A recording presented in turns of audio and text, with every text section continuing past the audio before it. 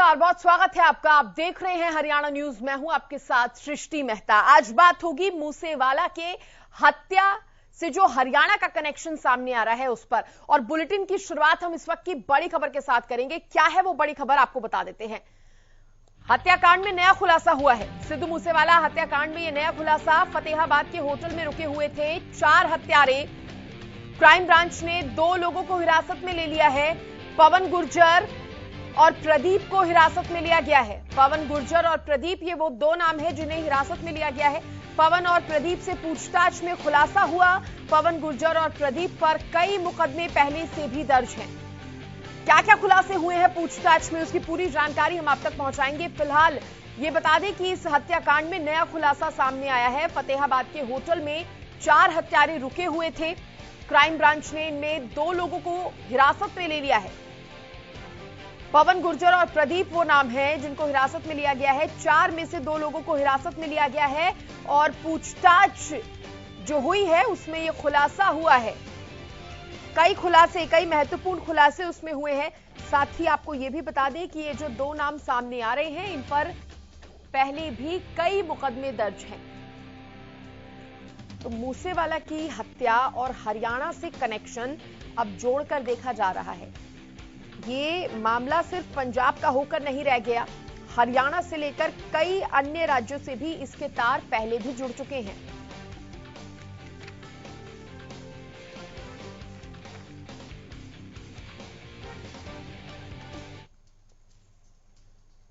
और देखिए, इसी खबर पर ज्यादा जानकारी देने के लिए मेरे सहयोगी अजय मेहता जुड़ गए हैं फतेहाबाद से। अजय, हरियाणा कनेक्शन कहीं ना कहीं नजर आ रहा है, और जिन 2 लोगों को हिरासत में लिया गया है, पूछताछ में क्या क्या सामने आया है, क्या क्या खुलासे हुए हैं, उसके बारे में बताइए एक बार डिटेल में। सृष्टि, देखिए, सिद्धू मूसेवाला हत्याकांड के अंदर जो तार हैं हरियाणा से जुड़े हुए नजर आ रहे हैं, खासकर फतेहाबाद और सिरसा का नाम लगातार सामने आ रहा है। फतेहाबाद से अब तक जो है 6 लोग दिल्ली क्राइम ब्रांच की टीम उठा चुकी है, उन्हें गिरफ्तार कर चुकी है, उनसे पूछताछ कर चुकी है। बीते दिन भी 2 लोगों को फतेहाबाद से यहां राउंड अप किया है और उनसे जो है पूछताछ की है। बताया जा रहा है, हालांकि देखिए, जिला पुलिस बात की पुष्टि नहीं कर रही है, लेकिन जो हमारे सोर्स हैं वो ये बता रहे हैं कि जो 2 लोगों को फतेहाबाद से उठाया था, उनका फतेहाबाद के बाईपास पर एक होटल है, वहां ये हत्याकांड से जुड़े जो लोग हैं, जहां हत्या से पहले और बाद में भी वहां रुके थे। तो ऐसी जो इनपुट सामने आने के बाद जो Delhi police, Delhi crime branch police है, वो अलर्ट पे है। लगातार यहां के लोगों को राउंड अप करके और इनसे कनेक्शन से जुड़े जो लोग हैं उनको राउंड अप करके उनसे पूछताछ कर रही है। 2 दिन पहले 2 युवकों को उठाया था, उसके बाद 2 युवकों को और उठाया है। अब तक 6 युवक जो है यहाँ दिल्ली क्राइम ब्रांच के रडार पर आ चुके हैं और उनसे पूछताछ हो चुकी है। जी अजय, मैं आपसे ये भी जानना चाहूंगी, ये कहाँ के रहने वाले हैं, क्योंकि इनके नाम तो सामने आ गए हैं, लेकिन ये कहाँ के रहने वाले हैं? अगर यहाँ रुके थे उसके बाद ये कहाँ गए, इसके बारे में भी कुछ जानकारी मिल पाई है? सृष्टि, देखिए, अभी इस मामले में जो है पुलिस की तरफ से कोई भी जानकारी नहीं दी जा रही है और ना ही जिला पुलिस कुछ बारे में बता पा रहा है, क्योंकि ये पूरा मामला जो है दिल्ली पुलिस यहां से उनको राउंड अप करके ले गई। उसके बाद से ना तो उन युवकों का पुलिस से कोई संपर्क रहा है, ना परिवार से कोई संपर्क रहा है। अभी तक ऐसा ये सामने आया है कि जो लोग हत्याकांड में शामिल थे वो 2 दिन पहले यहां इसी होटल के अंदर, जो बाईपास सिरसा फतेहाबाद बाईपास पर है, वहां रुके थे और उसके बाद भी वहां रुके हैं। 207 नंबर कमरा बताया जा रहा है। ऐसा जो आईडी जो लगाई गई थी, जो उनपे कमरा बुक किया गया था, वो आईडी भी फर्जी थी, कोई जज्जर की बताई जा रही है, किसी युवक की। तो ऐसे में जो चीजें अभी निकल के सामने आ रही हैं, वो अभी पुलिस तो इस बात तो पुख्ता नहीं कर रही है, लेकिन सोर्स बता रहे हैं कि कहीं ना कहीं ये कनेक्शंस जो हैं सिद्धू मूसेवाला हत्याकांड से जुड़े हैं। सृष्टि, एक चीज यहां और बताना चाहूंगा कि कुछ दिन पहले एक गाड़ी भी यहां सस्पेक्टेड गाड़ी थी, उसकी मूवमेंट, सस्पिशियस मूवमेंट यहां देखी गई थी और उस मूवमेंट के आधार पर फुटेज निकाली गई तो पता चला कि ये वही गाड़ी थी जो हत्याकांड में शामिल हुई थी। यहां पेट्रोल भरवाते हुए नजर आए थे और यहां एक सीसीटीवी फुटेज के अंदर कैद भी हुए थे। जी अजय, मैं ये भी जानना चाहूंगी, क्योंकि होटल के बारे में पता चल गया, तो पुलिस होटल भी पहुंची होगी, वहां पर पहुंचकर किस तरह से जांच की गई? क्या सीसीटीवी फुटेज भी खंगाले गए? सीसीटीवी फुटेज में क्या कुछ खास मिल पाया? देखिए सृष्टि, जब पुलिस दिल्ली क्राइम ब्रांच की यहाँ टीम पहुंची है तो उन्होंने यहाँ के जो होटल के जो मालिक हैं, 3 पार्टनर हैं, तीनों को राउंड अप किया है, उनसे पूछताछ की गई है। अभी भी 2 लोग उनकी हिरासत में हैं और उनसे पूछताछ की जा रही है। हालांकि सीसीटीवी फुटेज के अंदर अभी ऐसी कोई एविडेंस जो है सामने नहीं आ पाई है कि सीसीटीवी फुटेज के अंदर उनके चेहरे कैद हुए हों या उनकी मूवमेंट कोई कैद हुई हो या सीसीटीवी फुटेज जो है दिल्ली क्राइम ब्रांच के हाथ लगी हो, ऐसी कोई भी एविडेंस सामने नहीं आए हैं। लेकिन एक चीज यहाँ गौर करने वाली है कि फतेहाबाद के अंदर जो मूवमेंट हुई थी तो उसके बाद यहाँ की जो एजेंसीज थी वो कहीं ना कहीं निष्क्रिय रही थी और दिल्ली क्राइम ब्रांच के पास लगातार इसकी इनपुट मिल रही है और दिल्ली क्राइम ब्रांच लगातार जो है इन लोगों को राउंड अप कर रही है। जी ठीक है, सुशील मेरे साथ जुड़ गए हैं। सुशील, आपके पास कोई अदर इन्फॉर्मेशन या इससे जुड़ी कोई और अपडेट आपके पास हो? देखिए सृष्टि, जांच चल रही है और जांच के दौरान मैं तो इतना ही कहूंगा कि पंजाब पुलिस ने एसआईटी का गठन किया था, लेकिन सबसे ज्यादा जो अरेस्टिंग हुई है वो दिल्ली पुलिस के क्राइम ब्रांच ने की है।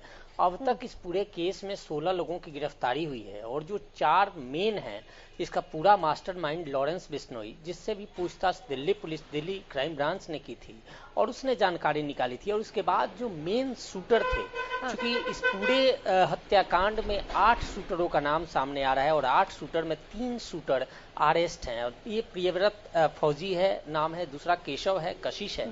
ये 3 नाम है, तीनों शूटर थे जो उस वक्त जिन्होंने गोली चलाई थी।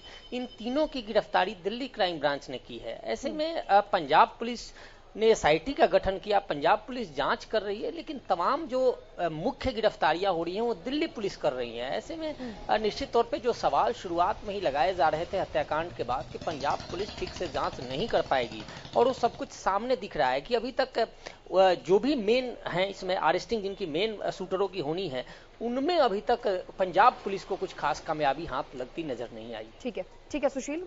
यहाँ पर पूर्व एसपी महाराज सिंह भी मेरे साथ जुड़ गए हैं। सर, बहुत स्वागत आपका हरियाणा न्यूज पर। महाराज जी, इस पूरे मामले को आप किस तरह से देख रहे हैं? और जिस तरह से मेरे संवाददाता, मेरे सहयोगी ने भी कहा कि ज्यादातर गिरफ्तारी दिल्ली पुलिस की तरफ से हो रही है, क्या पंजाब पुलिस को जिस तरह से कार्रवाई करनी चाहिए उस ढंग से वो कार्रवाई नहीं कर पा रही है? समय लग रहा है कुछ ज्यादा ही। महाराज सिंह जी।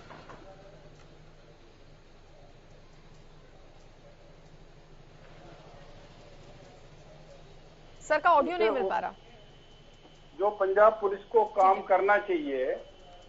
हेलो जी सर, आपकी ऑडियो आ रही है, आप बता सकते हैं। हाँ, जो पंजाब पुलिस को काम करना चाहिए उसे बीच में दिल्ली पुलिस अपने नंबर बनाने के लिए वो कर रही है। मेन जो मुकदमा दर्ज हुआ था वो पंजाब में दर्ज हुआ था। जो इंफॉर्मेशन दिल्ली पुलिस को इंफॉर्मेशन देनी चाहिए पंजाब पुलिस को, दिल्ली पुलिस इंफॉर्मेशन ना देके गिरफ्तारियां कर रही है, इन्वेस्टिगेशन कर रही है। अब नया सवाल पैदा होता है कि जब इन जो क्रिमिनल हैं, सो कॉल्ड क्रिमिनल हैं, उनको पंजाब पुलिस मेन मुकदमे में गिरफ्तार करेगी, उस टाइम पर उसकी इन्वेस्टिगेशन में, इंटरोगेशन में क्या बात आती है और दिल्ली पुलिस ने इंटरोगेशन में क्या बात ली है, अगर वो कंट्राडिक्टी हुई, अगर वो अलग अलग हुई, तो इससे जो मेन मुकदमा उसकी फाइनल स्टेज पर जब कोर्ट में जाएंगे तो उसमें भी फर्क पड़ेगा। ये आपको ध्यान होगा, दिल्ली पुलिस का पंजाब पुलिस का पहला टकराव जो हुआ था वो हुआ था यहाँ, याद हो आपके, जब एक पंजाब पुलिस के पास एक एफआईआर दर्ज थी, उसकी गिरफ्तारी के लिए दिल्ली आई थी और उस मुलजिम को जब गिरफ्तार कर लिया, तो मैं उसकी डिटेल में ही नहीं जाना चाहूंगा, उसको गिरफ्तार कर लिया गया था तो कमिश्नर दिल्ली ने हरियाणा के डीजी से तो बात की दिल्ली उसमें चंडीगढ़ में, पंजाब के डीजी जिसकी पुलिस ने उसे गिरफ्तार किया उससे बात नहीं की। वहां पे पंजाब पुलिस और दिल्ली पुलिस का आपस में, मैं तो ये कहूंगा कि पॉलिटिसाइजीकरण जो हो रहा था दोनों पुलिसों का, उन्होंने आपस के कोऑर्डिनेशन और कोऑपरेशन को खत्म किया और अब उसी को बढ़ाया जा रहा। मैं अगर मेरे से बात करते हो आप तो मैं ये कहूंगा, हालांकि इस तरह से केसों में दूसरी पुलिस मदद करती रहती है, लेकिन इस खास केस में जिस तरह से हो रहा है, ये सिर्फ और सिर्फ पंजाब पुलिस को नीचा दिखाने के लिए दिल्ली पुलिस कर रही है। नहीं, लेकिन सर पंजाब पुलिस कमजोर क्यों पड़ रही है? पंजाब पुलिस के देखिए एक मिनट, कमजोर नहीं पड़ रही। हाँ। इंफॉर्मेशन कहीं से जो आएगी किसी के पास भी आएगी। अब लॉरेंस बिश्नोई कहाँ पे है, किसकी अप्रोच में है वो, आप समझने की कोशिश करिए ना। दिल्ली पुलिस के नजदीक है, दिल्ली पुलिस के जो है वो उसमें जो है दिल्ली पुलिस से ज्यादा पूछताछ कर सकती है। नहीं, लेकिन पंजाब पुलिस ने जब पूछताछ के लिए लॉरेंस बिश्नोई के लिए उसने मांगा तो पंजाब पुलिस को पूछताछ के लिए हाँ किया गया, उनको पूरी मिली थी उसकी जिम्मेदारी। फिर उससे आगे क्या हुआ? मतलब यही तो बात देखने की है ना कि अगर पंजाब पुलिस को आप कोऑपरेट कर रहे हो तो पंजाब पुलिस को उस तरह से कोऑपरेट करो ना। आप अपने यहाँ पे अरेस्ट कर रहे हो, आपके पास इंफॉर्मेशन है, आप उसे पंजाब पुलिस को दो ना, क्यों नहीं दे रहे हो? तो ये बात समझने की है कि पंजाब पुलिस को आप नहीं दे रहे हो इंफॉर्मेशन, आप खुद गिरफ्तारी कर रहे हो, आप खुद इंटरोगेशन कर रहे हो, उसके बाद जो आपको लीड मिल रही है उस पर आप आगे चल रहे हो। जो आपको इंफॉर्मेशन मिलती है आप उसे कब उसके साथ शेयर कर रहे हो पंजाब पुलिस के साथ? जबकि पंजाब जो कोई भी पुलिस कहीं की भी है उसकी कोऑर्डिनेशन और कोऑपरेशन बहुत जरूरी है। जो आज ये हमारे यहाँ पे कोऑपरेशन और कोऑर्डिनेशन कम होता जा रहा है, जिसका खामियाजा सूनर और लेटर हमारी हिंदुस्तान की जनता को भुगतना पड़ेगा। जब कोऑर्डिनेशन और कोऑपरेशन पुलिस में खत्म हो जाएगा तो कौन देगा, कोऑर्डिनेट कौन करेगा, कोऑपरेशन कौन करेगा? अब एक चीज देखिए आप, मैं उसे पॉलिटिकली नहीं लेना चाहता, गुजरात से एक एमएलए को गिरफ्तार किया गया नॉर्थ ईस्ट के लिए, उसमें गुजरात की पुलिस ने कोई रुकावट नहीं डाली, हरियाणा की पुलिस ने उसे बीच में रोक दिया।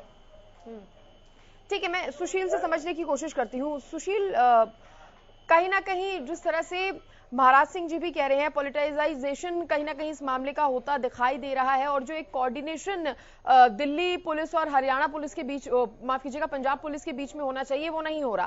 क्या दिल्ली पुलिस की तरफ से इंफॉर्मेशन नहीं पहुंचाई जा रही, इसलिए पंजाब पुलिस में की जो जांच है उसमें रुकावट आ रही है, पंजाब पुलिस को देरी हो रही है, ये कहां तक सही है? देखिए, आरोप लगे थे लॉरेंस बिश्नोई पर कि तिहाड़ जेल में वो बंद है और वहां पे उसने इस पूरे मामले की साजिश रची थी हत्याकांड की।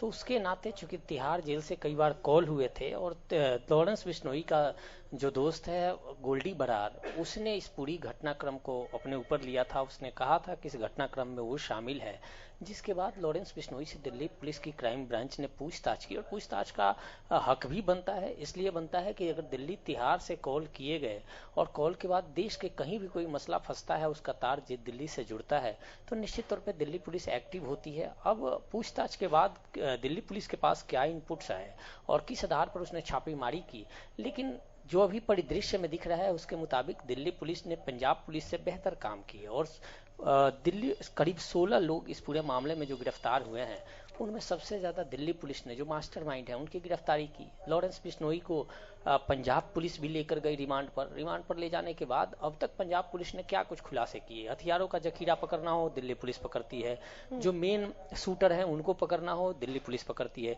फिर अभी तक पंजाब पुलिस की भूमिका पर इसलिए भी सवाल खड़ा होता है कि इतनी बड़ी मात्रा में हथियार पकड़े जाते हैं। देखिए, मैं एक लिस्ट आपको बताऊंगा, महाराज सिंह जी हैं पुलिस में, मुझे तो लग रहा है कि मैं 15 साल के पत्रकारिता में ऐसा नहीं देखा अपने जीवन में कि किसी एक शख्स को मारने के लिए इतनी बड़ी हथियारों का जखीरा इकट्ठा किया गया हो। मैं आज ही देख रहा था, इसमें 8 हाई एक्सप्लोसिव ग्रेनेड। ये आपको सृष्टि बता दें कि अभी तक 3 लोगों को महज पकड़ा गया है और 3 जो शूटर हैं उनको पकड़ा गया और उनके निशानदेही पे, उनके बताने पे जो आर्म्स पकड़े गए हैं उसका डिटेल्स दिल्ली पुलिस ने दिया है। और उसमें यह दिया है कि 8 हाई एक्सप्लोसिव ग्रेनेड पकड़े गए हैं, बैरल ग्रेनेड लॉन्चर पकड़े गए हैं। महाराज सिंह जी बेहतर समझते हैं चूंकि पुलिस के अधिकारी हैं। 9 इलेक्ट्रॉनिक डेटोनेटर पकड़े गए हैं, एक असॉल्ट राइफल 20 कारतूस के साथ पकड़ा गया है। असॉल्ट राइफल समझते हैं सर बेहतर तरीके से। 30 बोर के 3 साइंटिफिकेट स्टार पिस्टल पकड़े गए हैं, 36 राउंड गोलियां और AK सीरीज के राइफल की कुछ पार्ट्स भी पकड़े गए हैं और जो दिल्ली पुलिस ने पकड़ा है। अब मुझे तो नहीं लगता कि किसी एक शख्स को, मेरे अपने पत्रकारिता के करियर में किसी एक शख्स को मारने के लिए इतना बड़ा हथियारों को जखीरा अगर पकड़ा जाता है या मिलता है तो इसके पीछे निश्चित तौर पे मर्डर मर्डर मर्डर, बिल्कुल कोई किंतु परंतु नहीं, केवल हत्या का ही प्लान है। और इतना बड़ा जखीरा लेकर पंजाब में घूमते हैं जितने भी जो शूटर्स थे, जो सूचना है, जो खुलासा हुआ है उसके मुताबिक वे पंजाब में घूमते हैं। और 29 मई की हत्या होती है और एक हफ्ता पहले वो पंजाब पहुंच जाते हैं, पंजाब में रेकी करते हैं, दर्जनों बार रेकी होती है, पंजाब में घूमते हैं और ये सारे हथियार लेकर घूमते हैं। और पंजाब पुलिस अगर ड्यूटी, जहां तक आरोप यह भी है कि अगर पंजाब पुलिस चाहती तो जरूर इनको पकड़ सकती थी। और देखिए सृष्टि, एक और बात यहां समझना आवश्यक है, महाराज सिंह जी कह रहे थे, समझना यह है कि 20 दिन 29 तारीख को यह घटना हुई है और 29 मई से 20 दिन पहले पंजाब के इंटेलिजेंस हेडक्वार्टर पे लॉन्चर से हमला होता है। और हमले के बाद पंजाब में अलर्ट होना चाहिए, वहां ऐसे जो शूटर्स हैं वो इतने बड़े हथियार लेकर, भारी मात्रा में हथियार लेकर और शूटर्स घूमते हैं सड़कों पर, और उसके बाद भी पुलिस ये कहे कि पंजाब पुलिस अच्छा काम कर रही है, तो निश्चित तौर पे मुझे तो हजम नहीं होता पर्सनली। इसलिए कि अमूमन मैं गुरुग्राम में हूं और दिल्ली गुरुग्राम में मैं देखता हूं कि जब भी कोई गाड़ी वाहन चलते हैं तो अधिकारी, इस तरह की घटना होती है तो अधिकारी अलर्ट रहते हैं, नाके पे पूछताछ होती है, जांच होती है, तमाम बेशक से वो गाड़ी यहाँ की हो लेकिन 3 बार 4 बार अगर नाके क्रॉस करती है तो पुलिस कर्मी पूछते हैं, बिल्कुल देखते हैं। बिल्कुल सुशील, आपने बहुत सही पॉइंट का यहाँ पर जिक्र किया। और महाराज सिंह जी से मेरा अगला सवाल इसी से रिलेटेड था। सर, हत्या तो पंजाब में ही हुई, पुलिस के पास पूरा मौका था, अगर आरोपी फरार हुए, पंजाब से वो बाहर निकले, वो जो टाइम था उसके बीच का, उसमें भी पुलिस अगर चाहती तो बहुत कुछ कर सकती थी।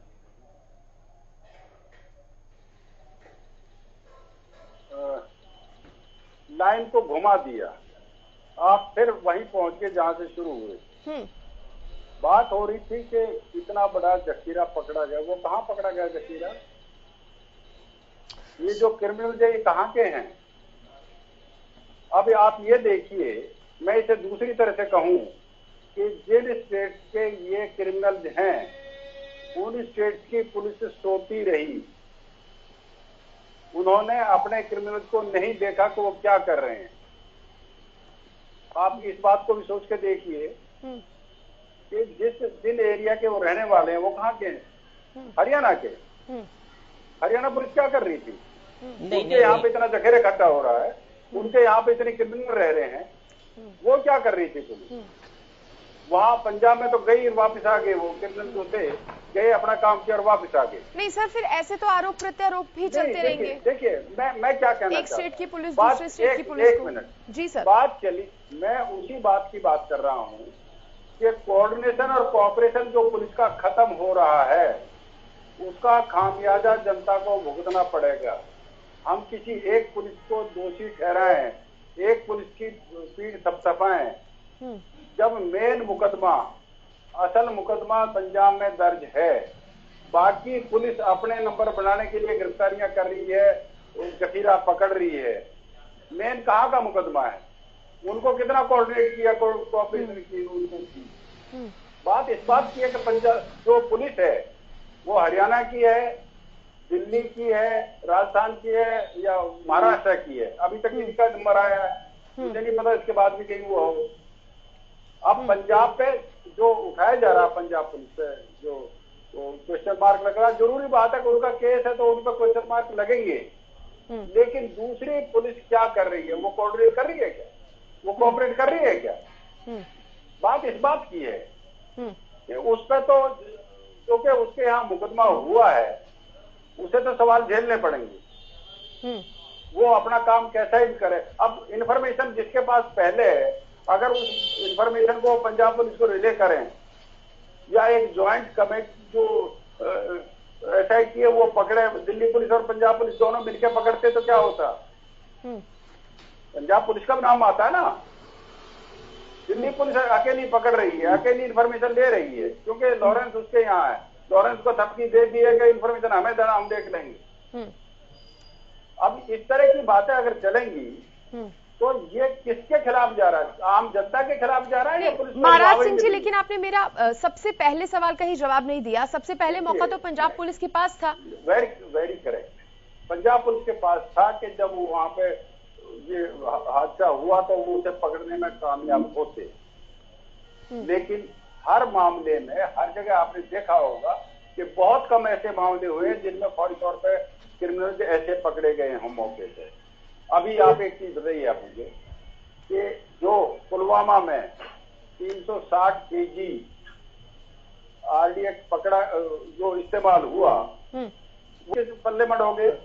जो हरियाणा पुलिस ने करनाल में वो पकड़े थे ड्रोन से जो डाले गए थे पंजाब में, उसको किसके पल्ले में डोगे? हिमाचल में जो हादसा हुआ उसको किसके पल्ले में डोगे? इसमें सबसे बड़ी बात यह है कि पुलिस का कोऑर्डिनेशन और कोऑपरेशन आपस में खत्म हो रहा है स्टेट का। चिंता की बात ये नहीं है कि किसने पकड़े किसने नहीं पकड़े, चिंता की बात यह है कि पुलिस और कहीं ना कहीं मैं यही कहना चाह रही थी कि यहाँ पर कोई तुलना नहीं हो रही कि कौन सी स्टेट की पुलिस ज्यादा अच्छा काम कर रही है या कौन सी स्टेट की पुलिस कम काम कर रही है।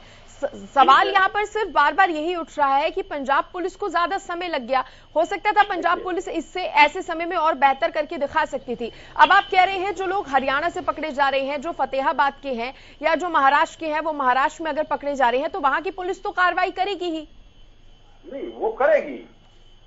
अब उसमें वही एक खास बात, सबसे बड़ी बात यह है कि अगर पंजाब पुलिस जो वो काम कर रही है और वो इंफॉर्मेशन, मान लो हमें नहीं पता कि दिल्ली को इंफॉर्मेशन वो भेज रही है या हरियाणा को इंफॉर्मेशन कर रही है कि ऐसे से आपका क्रिमिनल है, क्योंकि ये काम भी होता है कि जहां की पुलिस है वो दूसरी पुलिस को इंफॉर्मेशन भी भेज देती है कि आपका ये क्रिमिनल है, इसको देखिए आप। ये भी होता है, पर इस मामले में जो मैं समझ पाया हूं वो कोऑर्डिनेशन और कोऑपरेशन की कमी समझ पाया हूं पुलिस की। ठीक है सर, क्योंकि अब समय कम है इसलिए फाइनल कमेंट लूंगी। अजय मेहता का रुख करूंगी। अजय, फाइनल कमेंट दीजिए और क्या लगता है आगे, क्योंकि फतेहाबाद के ही 2 लोग सामने आ रहे हैं, और भी कुछ खुलासे इनसे हो सकते हैं या फतेहाबाद में ही अन्य आरोपी भी मिल सकते हैं? सृष्टि, देखिए अगर हम पूरे एपिसोड में चले जाएं तो पहले डे 1 से ही जब ये एपिसोड हुआ उसी दिन से लेकर के अब तक के जो है 6 मामले पकड़े गए, 6 लोग पकड़े गए हैं जो जिन लोगों ने हथियारों जो मर्डरर हैं, जो एक्यूज्ड हैं, उनकी मदद की किसी भी रूप में, चाहे उनको शेल्टर दिया, चाहे उन्हें हथियार मुहैया कराए, चाहे उन्हें तेल मुहैया कराया, चाहे उन्हें गाड़ी मुहैया कराई। ये पहले दिन से ही यहां से मूवमेंट शुरू हुई थी, क्योंकि फतेहाबाद जो है बिल्कुल पंजाब बॉर्डर के ऊपर है और वहां से ही जो है आउट और इनलेट होता है यहीं पे हरियाणा का।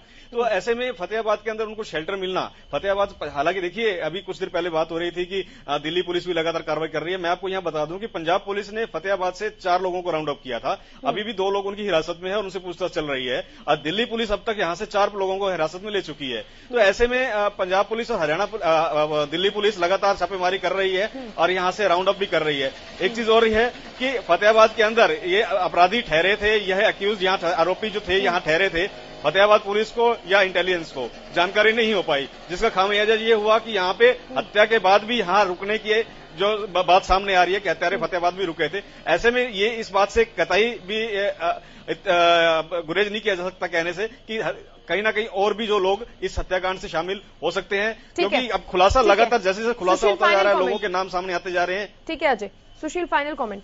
देखिए सृष्टि, अभी इस पूरे मामले में मात्र 3 शूटर पकड़े गए हैं। जो शूटर 8 लोगों का जिक्र है कि 8 शूटर थे, 4 बोलेरो में और 4 कोरोला में, तभी 8 में से 3 पकड़े गए, अभी 5 पकड़ना बाकी है। और निश्चित तौर पर पंजाब पुलिस की एसआईटी है और दिल्ली पुलिस ने जिस तरह से इन 3 शूटरों को, मुख्य शूटरों को पकड़ा है, अब देखना है पंजाब पुलिस कब तक इन 5 को पकड़े। और जहां तक नंबर बनाने की बात है तब मौका पंजाब पुलिस के पास भी है, देखना है कि पंजाब पुलिस कब तक इन 5 को पकड़। बिल्कुल बिल्कुल, चलिए बहुत शुक्रिया महाराज सिंह जी जुड़ने के लिए, हमारे साथ चर्चा में शामिल होने के लिए।